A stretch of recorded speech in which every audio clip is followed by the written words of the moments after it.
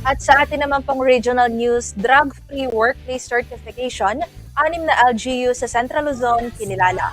Drug-free workplace certifications ang iginawad ng Regional Peace and Order Council o RPOC3 at Department of the Interior and Local Government o DILG, Central Luzon sa 6 na bayan sa rehiyon. Kinilala ng konseho ang mga lokal na pamahalaan na napanatiling malinis ang kanilang mga opisina at mga empleyado mula sa iligal na droga. Dahil dito binigyang diin ni RPOC3 Chairperson at Zambales Governor Hermogenes Ebdane Jr. ang kahalagahan ng pagkakaisa ng bawat sangay upang tuluyang mapuksa ang krimen sa buong Central Luzon.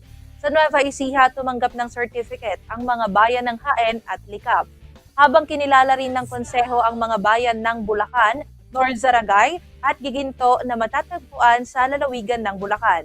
Ang drug-free workplace certification ay iginawa din sa bayan ng Santa Ignacia sa probinsya ng Tarlac. Ang mga awardee na ito ay sumailalim sa masusing pagsusuri ng DILG upang masiguro ang kalinisan ng kanilang hanay. Sa pamamagitan ng pagkilalang ito, masisiguro na ang mga empleyado ng gobyerno ay nagtatrabaho ng malinis at maayos. Ang mga ganitong parangal ay magsisilbing inspirasyon sa iba pang mga bayan na paigtingin ng kanilang mga lokal na pulisiya kontra iligal na droga.